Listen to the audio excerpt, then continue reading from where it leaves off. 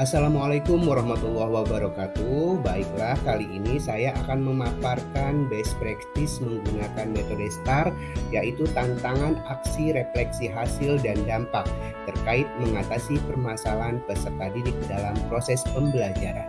PPG dalam jabatan 2023 Universitas Sultan Ageng Tirtayasa oleh Medi Yusri SSI. Menyusun cerita praktik baik atau best practice menggunakan metode STAR atau situasi, tantangan, aksi, refleksi hasil, dan dampak yang berjudul Penerapan Model Pembelajaran Problem Based Learning atau PBL untuk meningkatkan keaktifan peserta didik dalam pembelajaran biologi. Situasi, kondisi yang menjadi latar belakang masalah yang pertama, rendahnya keaktifan belajar peserta didik. Yang kedua, pembelajaran masih bersifat teacher center dan monoton.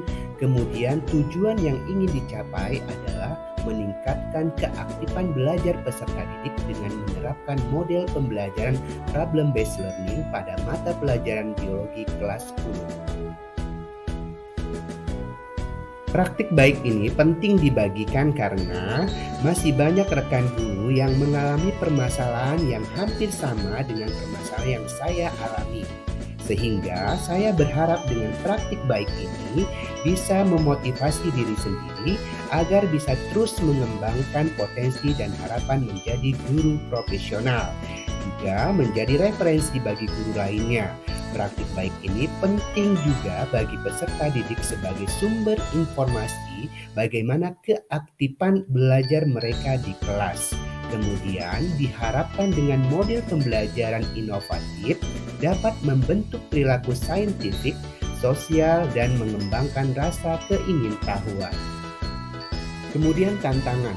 Yang pertama, guru membuat perangkat pembelajaran yang baik dengan komponen dari perangkat pembelajaran, materi ajar, metode pembelajaran yang sesuai dengan karakter peserta didik.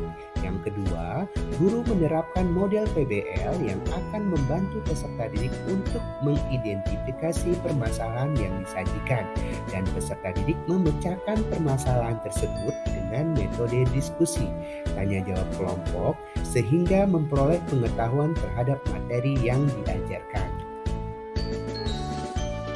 Dari tantangan tersebut diharapkan guru mampu merancang pembelajaran yang inovatif dengan menerapkan model pembelajaran yang sesuai dengan gaya belajar peserta didik dan teknik pembelajaran yang mampu meningkatkan keaktifan dan pemahaman materi pelajaran. Pihak yang terlibat. Yang pertama, guru berperan penting dalam terlaksananya setiap kegiatan pembelajaran yang baik, serta harus variatif dalam memilih model pembelajaran yang berpusat pada peserta didik. Yang kedua, sekolah berperan sangat penting dalam keberlangsungan proses pembelajaran, karena terkait dengan pengadaan sarana dan prasarana untuk menunjang keberhasilan proses pembelajaran. Aksi. A. Langkah-langkah sebagai solusi yang harus dilakukan oleh guru sesuai tantangan yang dihadapi antara lain. Yang pertama, guru membuat perangkat pembelajaran sekurang-kurangnya meliputi modul ajar, alur tujuan pembelajaran, materi ajar, metode pengajaran, sumber belajar, dan penilaian hasil belajar. Yang kedua, guru perlu menerapkan model pembelajaran PBL pada materi ekosistem yang berorientasi pada kerjasama kelompok dan berdiskusi agar peserta didik aktif dan tertarik dalam mengikuti pembelajaran. Kemudian yang ketiga, guru melakukan komunikasi untuk mendapatkan dukungan dari kepala sekolah dan teman sejawat serta sarana prasarana yang disediakan sekolah. B. Strategi yang digunakan dalam proses pembelajaran adalah menerapkan model pembelajaran problem based learning atau PBL dengan pendekatan saintifik. Pemilihan strategi ini berdasarkan karakteristik materi serta gaya belajar peserta didik.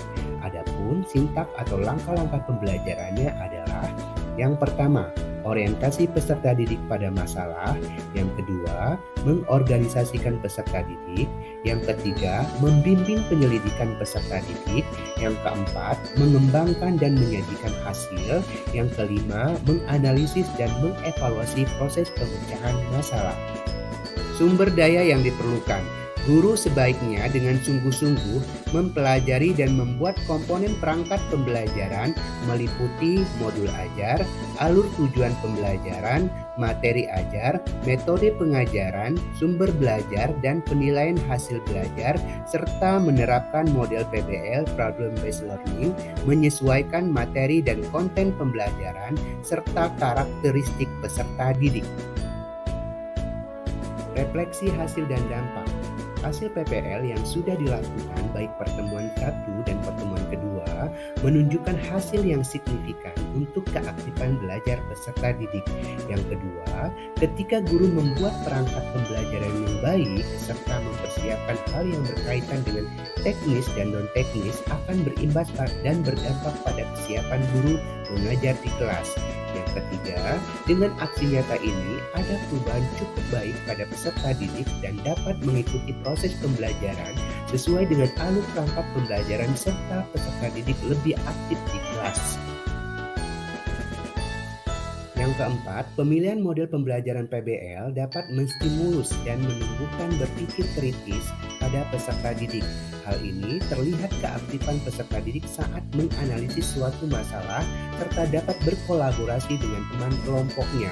Kemudian yang kelima, peserta didik secara berkelompok dapat menyelesaikan permasalahan pada LKPD dengan baik.